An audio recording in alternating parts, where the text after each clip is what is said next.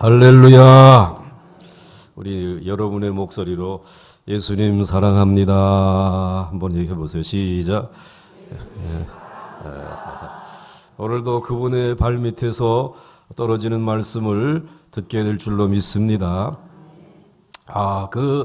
어저께 이제 말씀을 이제 나누기 전에 먼저 그거 하기 전에 이 제목, 오늘 제목 가문의 소멸과 역전. 이제 역대상 6장이 이 대제사장의 족보를 레위인의 족보를 기록하고 7장 1절로부터 이제 이 가문의 소멸과 역전에 대해서 얘기를 해주세요. 특별히 이제 북왕국 이스라엘의 족보가 이제 나오게 되어지는데 어제 이제 마무리 짓지 못한 것을 조금 더 보겠습니다.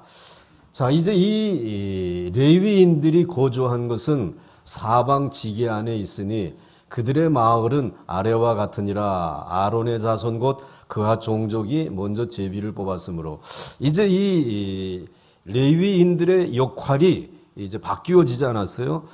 성막을 옮기는 역할에서 가나안 땅에 들어가서 성막이 이제 이동하지 아니하고 한 곳에 있고 그 성막이 이제 성전이 되고 예루살렘 성전이 되니까 이제는 할 일이 없단 말이죠. 그런데 이들에게 다윗 왕이 이제는 레위인들은 찬양을 하십시오. 그래서 찬양대가 되었어요.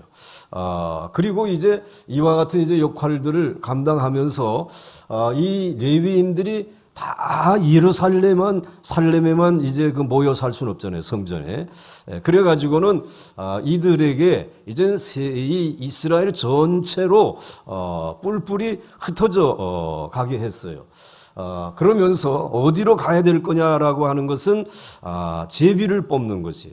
이 이스라엘 백성들 가운데 레위인들은 12지파 가운데 하나님이 아예 싹 뽑아가지고 그냥 하나님의 기업으로 삼았지만 땅에는 기업이 없어요. 뭐 루벤, 뭐 므낫세 다 이제 지파별로 자신들의 기업이 있고 땅이 있지만 이 레위인들 하나님을 이제 수종 들고 섬기는 이들에게는 기업이 없단 말이에요. 그러니까 이 사람들이 어디인가 가서 살아야 되지 않겠습니까? 그리고 뭔가 이제 먹고 살아야 되잖아요, 그들이. 그런데 오늘 이들을 살게 하기 위해서 이제 온 사방으로 제비를 뽑아가지고 자기가 원하는 곳이 아니라 하나님이 이제 가라고 하는 곳으로 가는 것이에요. 그래서 레위인들에게는 무엇을 주지 않았다? 땅을 주지 않았어요. 그러므로 개인의 소유가 있다 없다? 없다 말이에요. 그러니까 이 시대의 목사님들도 개인의 소유가 있는 것이 좋아요? 없는 게 좋아요? 없는 게 좋다. 그래야지만 하나님만 붙들어. 이게 소유가 있다고 하게 되면은 그 다음에 교회가 좀 섭섭하게 했다 모르겠다. 나도 땅이 있는데 뭐 그렇지. 이렇게 된단 말이에요. 소유가 없는 사람들이. 이분들의 소유는 누구냐? 하나님. 그렇기 때문에 개인의 소유의 땅. 이걸 하나님 인정하지 않아요. 그 대신 이스라엘 12지파가 모두 자기들의 성과 밭과 땅을 이제 주어서 레위인들이 제비를 뽑아가지고 이제 보광동 뭐 이제 여러분들이 몇 번째 사는지 그리로 가라 하게 되면 김병복이는 거기 가가지고 거기서 살아야 되는 것이. 근데 여기 지금 가만히 보니까는 이제 이 그핫 종족은 제비를 뽑았는데 어디를 뽑았느냐 뭐 이러면서 쭉 그 얘기들이 나오는 것이에요. 그다음 한번 좀 넘어가 보겠습니다. 그래서 이제 이 고핫 자손은 유대 땅의 헤브론을 뽑았어요. 그리고 이제 그 여분네 아들 갈렙에게 주었어요. 그리고 아론 자손에게는 도피성을 주었어요. 그래서 레위인들인데 이들이 다 어디로 가느냐? 제비를 뽑아가지고 뽑은 땅을 헤브론으로 가고 또 뭐 이제 도피성이 있는 곳으로도 이렇게 가고 그랬습니다. 그 다음에 이제 넘어가서 그 다음 그핫 자손의 남은 자에게는 절반 지파 즉 므낫세 반지파 종족 중에서 제비를 뽑아 열성을 주었고 이 그핫 족속 가운데 절반 남은 지파들은 저 므낫세 반지파 요단강 쪽에 있는 동편과 서편 그쪽을 뽑아가지고 나 저기 정말 강북으로 가기 싫은데 그래도 가야 되는 것이 므낫세 반지파가 지금 거기 요단강 건너편 동편에 있으니까 그걸 가야 돼. 그쪽 성읍을 이제 뽑아서 가게 됐어요. 그 다음에 넘어갑니다.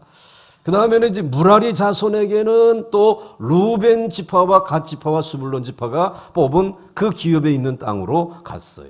그 다음에 또 넘어갑니다. 그 다음에 게르손 자손에게는 이제 그 종족대로 이사갈 지파와 이런 지파들이 있는 이 바산에 있는 므낫세 지파 중에 13성읍을 주어서 그쪽에 가서 제사장으로서 레위인으로서 하나님을 찬양하고 말씀을 가르치는 일을 하게 하셨어요. 그 다음에 넘어갑니다. 그 다음에 그핫 자손 중 몇 종족은 에브라임 지파 중에서 성읍을 얻어 영토를 삼았어요. 자, 그렇지만 자기네들의 영토가 아니에요. 그 소유는 그 지파의 소유이지 그냥 머물러만 사는 것이에요. 허락만 받은 것이에요. 그 다음에 이제 만약에 에브라임 지파가 이 레위인들에게 방 빼? 하긴 어떻게 빼야 되지, 그럼. 빼야 돼. 근데 그때는 이제 나라가 신앙이 다 없어진 때예요. 그러니까 하나님이 그렇게 하셨으니까 지금 이스라엘의 다른 지파들은 다 순종하는 것이죠. 그 다음 넘어갑니다. 자, 이렇게 볼 때에 이제 이 역대기 6장은 바뀐 레위인의 역할을 우리에게 알려주시고 있어요. 첫째, 레위인은 개인 소유의 땅이 있다 없다? 없다 말이에요. 그럼 우리 이제 이 영적으로 우리 모두는 보강중앙교회 성도들은 다 뭐예요? 레위인들이에요. 왕 같은 제사장들이란 말이에요. 그리고 오늘 하나님이 우리들에게 주신 이 보강동 이제 우리 교회 그리고 또 저기 이제 우리들이 문화선교관 이것은 다 누구의 기업입니까? 하나님의 기업이에요. 내 소유가 아니에요. 내 것이라는 얘기를 하면 안 돼요. 그래서 내 생각을 가지고 이 땅을 그리고 이 건물을 내가 관리하려고 하면 안 돼요. 하나님의 방법대로 해야 된다는 거예요. 그러니까 하나님의 소유예요. 그 이유는 이것을 통해서 누구의 일을 하게 하시기 위해서 하나님의 일을 하게 하기 위해서 하나님이 주신 것이에요. 그 다음에 두 번째, 그들이 자기가 갈 곳을 마음대로 정할 수 없다는 것. 모든 레위인들이 예루살렘에 몰려 살 수만 없잖아요. 예루살렘 성전이 수도고 그리고 여기 예배가 그곳에 중심적으로 이루어지니까 난 여기는 떠날 수 없다라고 하게 되면 레위인들 때문에 다른 지파 사람들이 와서 예배하기가 어려웠을지도 몰라요. 예루살렘에 몰려 살 수 없고 제비를 뽑아서 흩어져야 한다는 것. 굉장히 대단한 개혁이 지금 이루어지고 있는 거죠. 굉장한 변화가 이루어지고 있는 거예요. 하나님의 뜻으로 알고 그리 살아라 말이야. 그 다음에 세 번째로 왜 레위인들은 예루살렘 성전에 모여 제사 드리는 일을 하지 아니하고 이스라엘 전체 속에 흩어졌는가?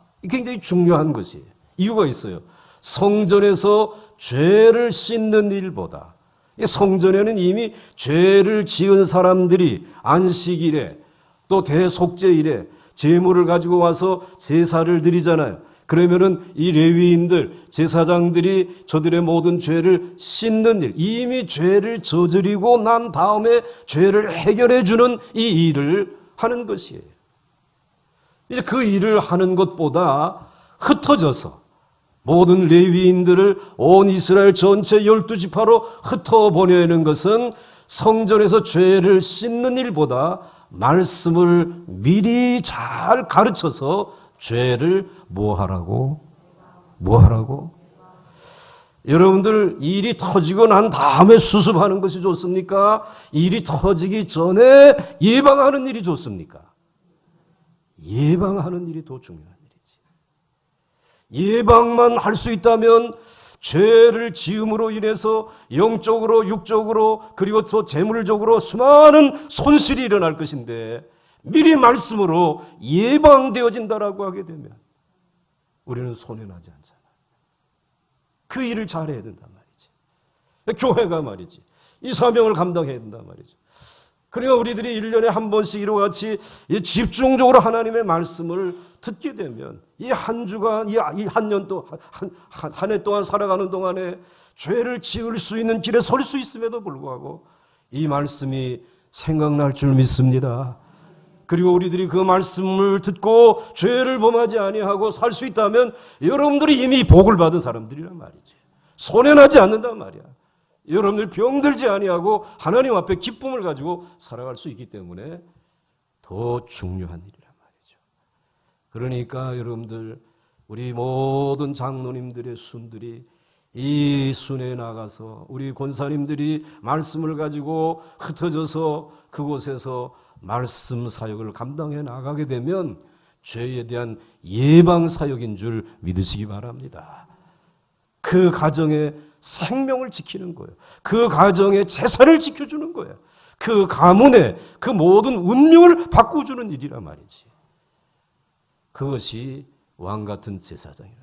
꼭 선교지에 가야지만 여러분들이 아니라 지금 여러분들이 그 사명 감당하면 우리 교회는 희망이 있는 거예요. 예? 그거 감당하지 아니하고 그냥 모여서 주일마다 예배드리고 이미 다 죄 짓고 나온 다음에 또 그 다음에 회개하고 그 다음에 또 용서 듣고 예배 듣고 민마디 듣고 눈물 흘리고 위로받고 오늘 은혜 받았다라고 하지만 그 은혜가 우리의 삶에 얼마나 귀한 역사가 일어나요 말이지. 물론 그것도 귀한 일이지만은 오늘 그래서 흩어 보내는 것입니다. 그 다음에 이제 또 넘어갑니다. 넘어가 보게 되면 네 번째 레위인들의 두 가지 사명. 하나는 예루살렘 성전에서 바른 예배를 드려서 백성들이 죄 용서받고 하나님의 축복을 받게 하는 사명. 이게 이제 예배를 통해서 우리가 얻는 축복이고 그 다음에 이스라엘 전 지역에 흩어져서 하나님의 말씀을 가르치고 생활에 적용시키는 사명이 레위인들의 사명이라는 것이. 그래서 레위인의 역할이 바뀐 것은 새로운 개혁이다. 새로운 개혁이다. 말씀으로 미리 죄를 예방하게 되면 많은 것, 시간, 물질 등등을 절약할 수 있단 말이에요. 절약할 수 있어요. 그러니까 이건 굉장한 축복이죠. 그 다음에 이제 넘어갑니다. 왜 역대기 기자는 바뀐 레위인의 역할을 기록을 했을까? 이제 우리는 역대기 6장을 마치면서 그것을 질문해야 되겠죠. 바벨론 포로에서 돌아와 생각해 보니까 가장 아쉬운 것이 레위인들이 처음 가졌던 죄와 싸웠던 전투적인 자세가 아쉽더라. 그때의 그 제사장이, 대제사장이, 그때의 그 목사님이 내가 죄를 지었을 때에, 우리 지파가 죄를 지었을 때, 그 죄입니다! 라고 하는 이와 같은 전투적인 자세가 있었다면 마치 시내산 아래서 형제와 이웃과 친구들이 이제 이와 같이 칼을 들고 이 레위인들이 와가지고 그들을 다 이제 처단하면서 우상 섬기면 안 된다라고 하나님을 더 사랑했던 레위 자손의 그 열정이 아쉽단 말이에요. 그리고 모압 평지에서 비느하스가 정말로 음란한 일들 행하는 그 족장을 갖다가 이제 말뚝을 박아가지고 죽였던 그 비느하스의 그 열정이, 그 레위인, 그 제사장의 열정이 아쉽단 말이에요. 죄와 싸우는 열정만 있었으면 예루살렘은 멸망되지 않았을 것이다. 아멘입니까? 그런데 그 열정을 가진 제사장, 그 열정을 가진 레위인들이, 그런 열정을 가진 목회자들이, 말씀 사역자들이 없기 때문에 오늘 아쉽단 말이에요. 예?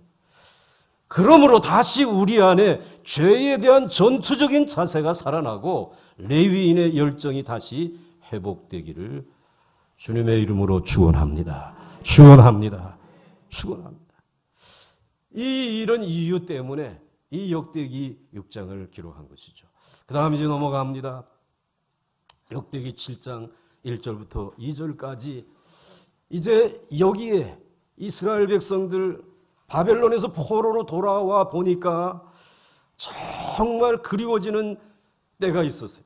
그것이 이스라엘 12지파가 다 하나가 돼가지고 이제 우리는 하나다, 한 가족이다. 그래서 이스라엘에 막 부흥의 역사가 일어났던 때, 그때의 가장 절정의 때가 바로 다윗이 말씀으로 통치하던 그때였습니다. 그런데 그때가 지나가고 난 다음에 이제 남과 북이 나뉘어져서 남쪽은 유다 지파와 그리고 베냐민 조금 지파가 남고 나머지는 10지파가 다 북쪽으로 가게 되었어요. 그 나뉘어졌어요. 그러면서 이 북쪽에 있었던 10지파에 대한 이 생각이 사실은 아쉬운 것이에요. 왜냐하면은 우리들이 생각할 때에 북쪽에 있는 이 10지파는 다 그쪽은 못된 놈들, 그리고 이제 거의 아주 그냥 그놈들은 몽둥이로 때려줘야 될 놈들, 이렇게 생각하는데, 사실은 예언자의 눈으로, 선지자의 눈으로 성경이 기록되어졌기 때문에 그들은 못된 놈들이 아니에요. 다 하나님의 사랑의 대상이에요. 하나님의 사랑하는 12지파이기 때문에. 그렇기 때문에 그들은 사실은 남쪽에 있는 유다보다도 인간적으로는 굉장히 더 숫자도 많고, 그리고 굉장히 이제 황금 송아지를 섬겨서 그런지 굉장히 경제적으로도 부강하고, 그리고 거기에는 아주 유명한 사람들도 많이 나타났어요. 세상적인 가치관으로 보게 되면 굉장히 대단한 나라인데, 그런데 역사를 더듬어 보니까 그들은 유다 지파보다 먼저 100여 년 전에 근 200여 년 전에 먼저 멸망을 당하더란 말이에요. 아수르에게 포로로 잡혀 가더라는 것이에요. 그러면서 이 북쪽에 있었던 이와 같은 이 10지파에 대한 그 족보를 찾아봤어요. 찾아봤는데 이게 제대로 찾을 수가 없어요. 왜? 아수르로 이미 포로로 잡혀가가지고 이 생활을 고생을 하고 있는 사람들이다 보니까는 족보는 다 불타버리고, 그래서 이 7장에 족보를 보게 되면은 뭐 스불론 지파라든지 단 지파와 같은 거는 아예 없어요. 자료가 없으니까. 그 남아있는 지파 이 족보만이라도 찾아보면서 그때 다시 하나가 되었더라면 말이지, 그들이 황금 송아지를 섬기자 말씀 중심으로 살았으면 하는 아쉬움을 가지고 지금 보는 거예요. 이사갈의 아들들은 하고 이렇게 쭉 했어요. 대대로 용사이더니 다윗 때에 이르러는 그 숫자가 얼마나 됐어요? 22,000명. 굉장히 번성한 것이에요. 그런데 그 귀한 이사갈의 아들들이 다 용사가 될 수 있도록 키웠으니까 오늘 이사갈이 돈이 얼마나 들었을까요? 굉장히 많이 들었겠지. 다윗 때 이르는 22,600명이 될 정도로 언제든지 이렇게 아주 엘리트로 키우다 보니까는 세상적으로는 이사갈이 아주 목에 힘을 줄 수 있어요. 그런데 그렇게 키워놓은 그 아들들은 세상적인 가치관으로만 키웠지 말씀으로, 신앙으로 키우지 못한 거예요. 그래서 넘어갑니다. 그래서 그들이 출전해서 능히 출전해 할 만한 군대가 36,000명이나 됐단 말이에요. 그 처자가 많기 때문이며 라고 하는데, 그러니까 오늘 이 사람은 이제 우리가 이렇게 가문이 번성하려고 하게 되면 우리가 아내를 많이 두어야 된다 그래가지고 처자를 많이 두는 전략을 써가지고 이렇게 이제 말하죠. 젊은이들이 막 득식을 거리는 것이에요. 그런데 젊은이들이 많았지만 무엇이 없었다는 것이 신앙이 없었단 말이에요. 그러니까 아수르의 공격 앞에서도 속절없이 무너질 수밖에 없었던 소멸되어져 버린 나라가 되고 말았다는 것이. 젊은이들을 보기만 하게 되면 우리는 이제는 환장하잖아, 우리가. 야, 이 젊은이들이 우리 교회에 있다니 환장하는데, 환장할 것이 아니라 그들에게 무엇을 심어줘야 된다는 거예요. 말씀을 신앙을 심어줘야 된다. 지도를 심어줘야 된다.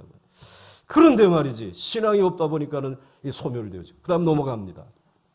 그 다음에 베냐민의 아들들.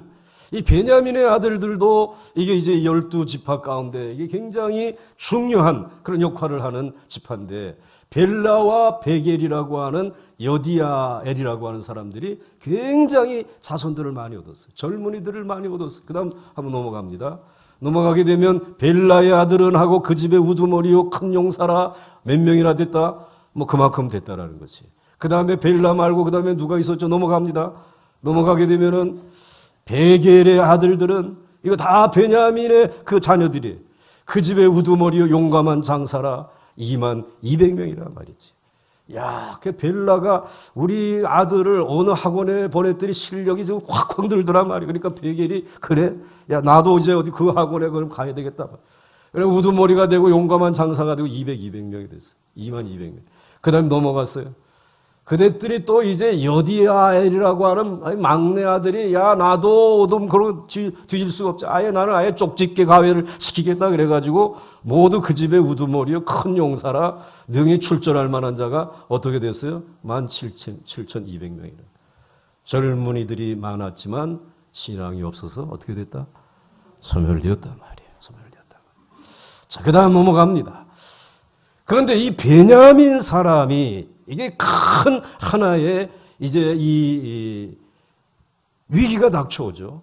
베냐민 사람들이 그렇게 번성했는데 베냐민 사람들의 땅인 기브아에 그들이 즉 레위인과 그의 첩과 종들이 지나가다가 나그네인데 밤이 어두워가지고 그 기브아 땅 베냐민 사람의 땅에 왔는데 그때 그 성에서 이제 반일을 하다가 이제 해가 져서 이제 집에 들어가야 됐다고 하는데 한 노인이 이들을 발견한 거지.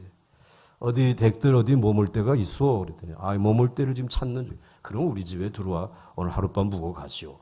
그래가지고는 집에 들어와가지고는 다 몸도 씻게 해주고 음식도 대접하고 마음을 아주 즐겁게 할 때에 그 성읍의 불량배들이 그 베냐민이 그렇게 이제 쪽집게 가해도 시키고 뭐도 하고 뭐 하고 용사로 키우는 얘네들이 그 엘리트들이 용사들이 불량배들이 돼가지고 그 집을 에워싸고 문을 막 두들기는 거야.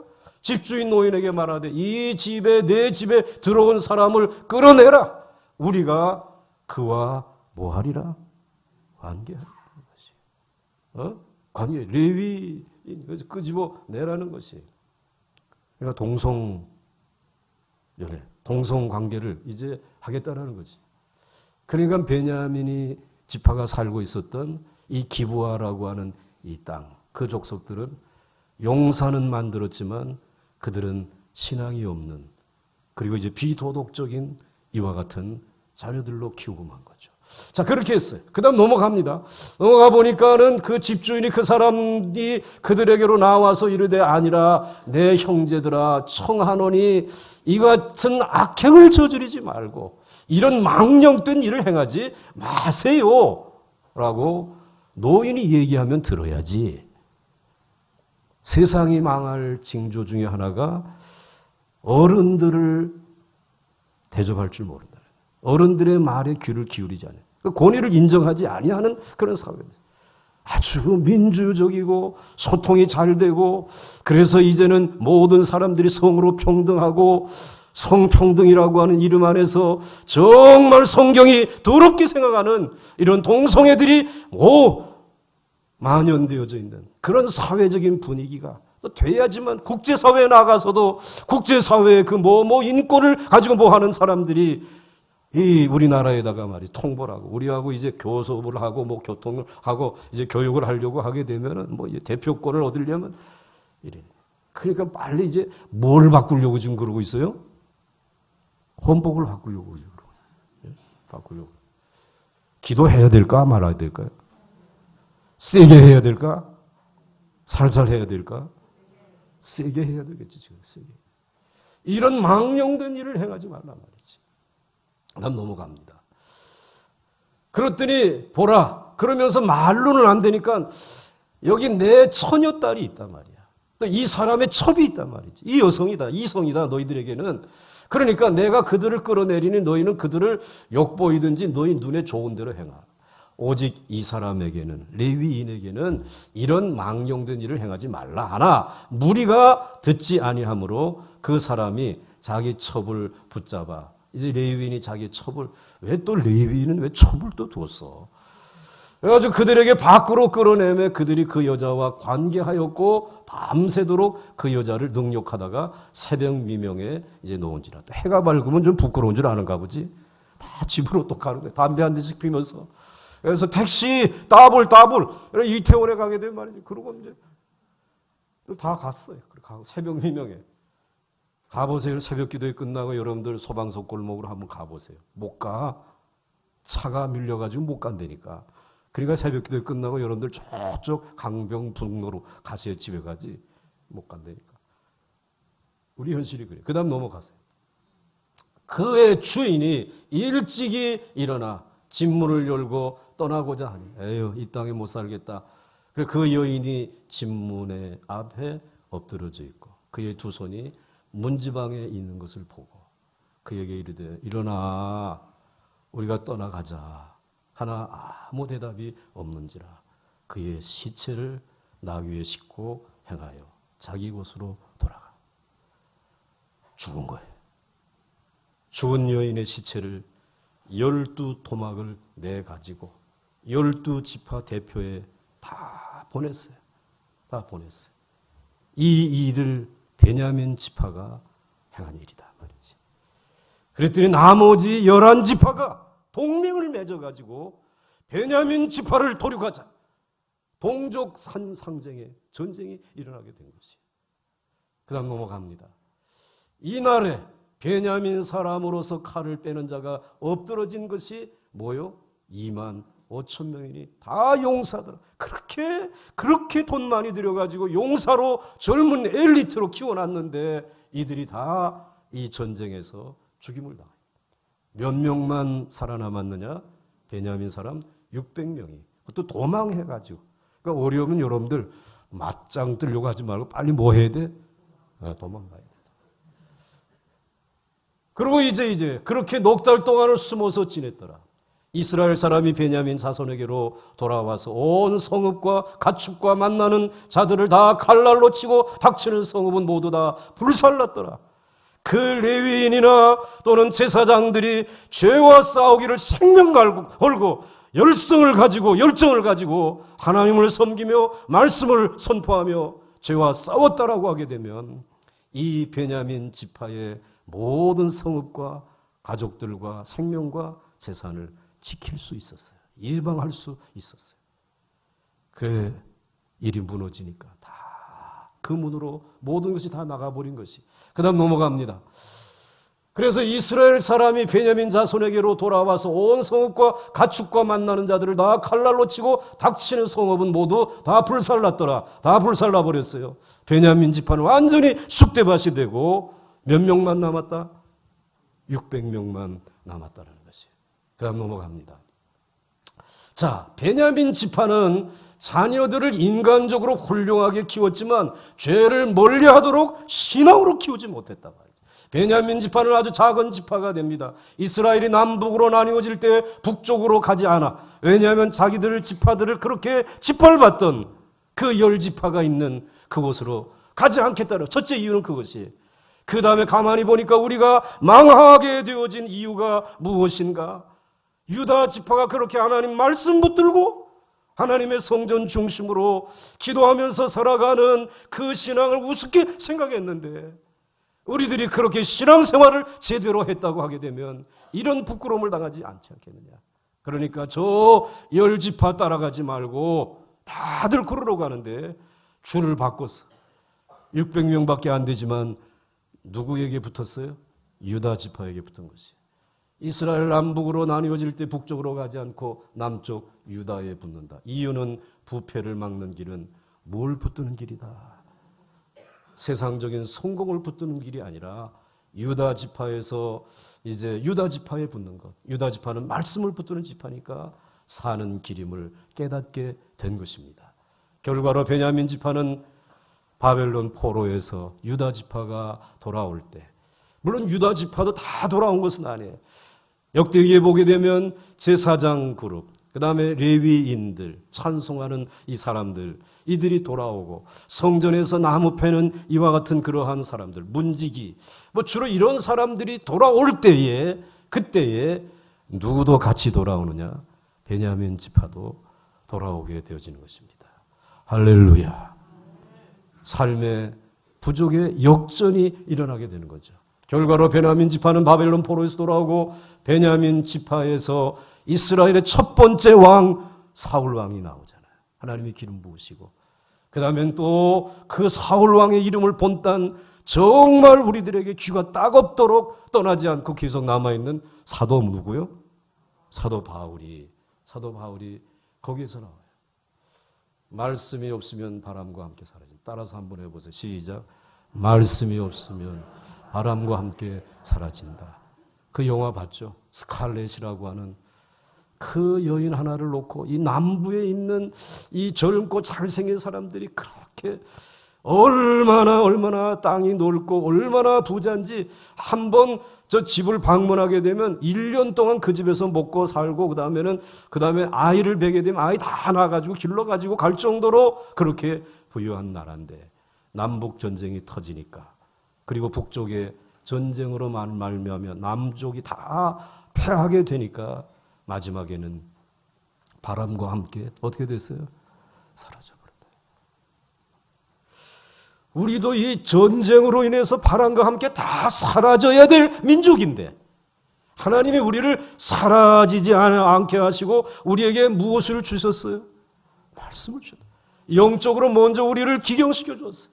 그냥 가만히 떼기 깔아놓고도 우리 믿음의 선배들이 하나님 앞에 기도하고 천막을 쳐놓고 주의를 무릅쓰고로도 하나님 앞에 예배하는 이 땅을 하나님께서 축복해 주셨어요. 그리고 우리들에게 경제 대국의 반열에 서게 되었어요. 이제 이 시대에, 이러한 때에 이 말씀을 다시 펼쳐놓고 공부하는 것은 경제가 부흥하게 해달라고 할 게 아니라, 경제가 부흥하는 동안 말씀 붙들지 못한 거 회개합니다. 다시 말씀 붙들게 해주세요. 조금 더 나가면 가난해도 좋으니까 무엇을 붙들게 해주세요? 말씀 붙들게 해주세요. 이게 사는 길이, 다시 우리의 후대들이 흥왕해 나갈 수 있는 길이에요.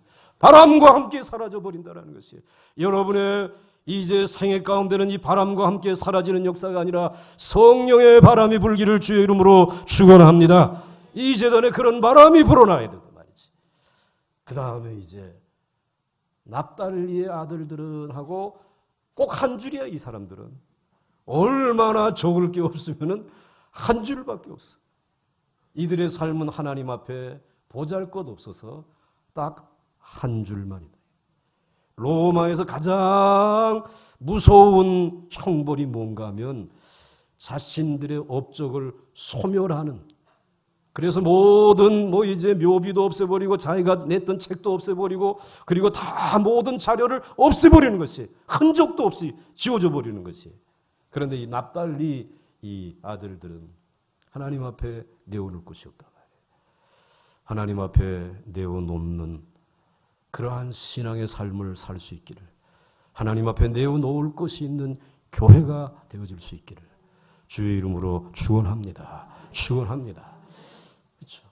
그 다음에 이제 넘어가서 므낫세의 아들은 그의 아내가 낳아준 아스리엘과 그의 소실 아람 여인이 낳아준 길르앗의 아버지 마길이니, 그러니까 이 므낫세도 전략을 잘 짰어요. 그래가지고는 이스라엘 출신의 아내, 그 다음에는 또 첩은 또 이제 아람 여인을 이렇게 첩으로 두어가지고, 그리고는 아들을 낳았는데, 이 마길이라고 하는 사람은 이방 여인과 이제 이와 결혼해가지고 낳았는데 정통성이 늘 부족하단 말이지. 그래가지고는 마길은 훗빔과 숫빔의 누이, 이 사람들은 가나안 땅에 있는 그와 같은 이제 이 베냐민 지파의 그 땅에 있었던 이 여인들을 이제 며느리로 놓는 거예요. 그래가지고는 이에게서 장가 들었더니 므낫세의 둘째 아들이 이름은 슬로보앗이니, 또 이렇게 슬로보앗은 딸을 이제 딸들만 이제 셋을 낳게 되어지죠. 이 므낫세. 그 다음에 이제 그다음 넘어가서 흉년이 들기 전에라고 하면서 두 아들이 낳되 곧 온 제사장. 창세기 보게 되면 요셉이 애굽의 총리 대신이 되어졌을 때 제일 먼저 난 아들을 뭐라고 불렀죠?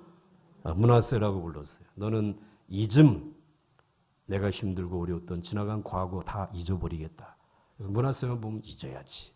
그 다음에 이제 두 번째 난 아들이 누구 이름이 뭐예요? 에브라임. 너는 이제 창성하게 되라 말이야. 창성. 하나님이 나를 수고한 땅에서 번성하게 하셨다 함이었더라. 자, 그리고 거기에 므낫세라고 하는 이 사람이 있는데, 자, 그 다음 넘어가겠어요. 넘어가게 되면 이스라엘이, 이 야곱이 죽기 전에 이제는 요셉의 장남 므낫세가 여기 앉고, 그 다음에 에브라임은 이제 이쪽에 앉았어요. 자, 그런데 축복을 하게 되면 장남에게 오른손을 얹고 차남에게는 왼손을 얹어야 되잖아요. 그런데 이제 이 이스라엘이 앞도 못 보면서 자꾸 이 손을 이렇게 해가지고, 그 다음엔 장자의 축복을 누구에게 부어줬느냐? 에브라임에게 부어주고, 이제 이 장자는 므낫세는 이제 이 차자가 되게끔 이렇게 했단 말이에요. 그랬더니 요셉이 자꾸 이 손을 바꾸려고 하는데 이렇게 자동적으로 이렇게 하나님이 그렇게 시키니까 말이지. 그래가지고 에브라임의 머리에 얹고 왼손을 펴서 므낫세의 머리에 얹으니 므낫세는 장자라도 팔을 엇바꾸고 얹었더라. 그리고 넘어가겠어요. 넘어가면 에브라임의 아들들은 이렇게 쭉 나왔어요. 그런데 이 에브라임의 아들들이 어디를 갔느냐? 주제도 모르고 블레셋 사람들, 원주민들을 죽이고 거기에 있는 가축들을 빼앗아 가져오기 위해서 출정 간 거예요. 원정 경기를 간 거예요. 근데 원정 경기에 가가지고 아주 깨끗이 졌어요. 이 사람들이. 그래서 넘어갑니다. 넘어가. 블레셋 사람들의 진영에 싸움을 도두는 자가 있는데 그의 이름은 골리앗이요 가드 사람. 왜냐하면 이 지금 원정을 간 가드라고 하는 지역에는 이 장대 같은 거인들이 수도 없이 많았어요. 거기 출신이 골리앗이고 그 다음에 또 넘어가 보겠어요. 넘어가 보게 되면 가드 골리앗의 아우 라흐미를 죽였던 그런 창자루가 배틀체 같아요. 또 가드에서 전쟁할 때 그곳에 키가 큰 자 하나는 손가락 발가락이 각기 6개씩 해가지고 24개가 있는데 그도 거인족의 소생이라. 이들과 싸워가지고 이길 수 있겠어요? 에브라임 지파가 이길 수 있겠어요? 이기지 못하지. 큰 패배를 당합니다. 그 다음에 넘어가겠어요. 그의 아버지 에브라임이 여러 날을 슬퍼하면서 하나님 우리 아들들이 가가지고 이렇게 크게 이제 패하고 돌아왔는데 어떻게 하면 좋게 슬퍼하는데 그러지 말고 이제라도 장가 이제 들어가지고 아들을 하나 낳아라. 그래서 위로를 했어요. 장가를 가서 아이를 그래서 그 나이에 이렇게 이제 야곱이 아이를 낳았어요. 그다음 넘어갑니다. 그리고 에브라임이 그의 아내와 동침함에 임신하여 아들을 낳으니 그 집에 재앙을 받았으므로 그의 이름을 부리아, 재앙이라고 이름을 붙였어요. 그런데 이 재앙이라고 하는 부리아에게서 누가 나왔느냐? 삶을 역전시키는 하나님이 약속하신 창성케 될 것이라고 야곱이 축복했던 그 축복의 역사가 어느 때 가서 응답되어지느냐? 넘어갑니다. 그 다음 넘어가요. 부리아 즉 재앙 그의 아들은 눈이요. 눈의 아들은 누구라? 여호수아. 할렐루야. 여호수아가 가나안 땅에 30여 개의 성을 다 점령을 하고 가나안을 이제 완전히 하나님의 땅으로 바꿔놓은 사람이 이 에브라임 창성이 받은 축복 여호수아에게 이르러서 응답되어졌어요.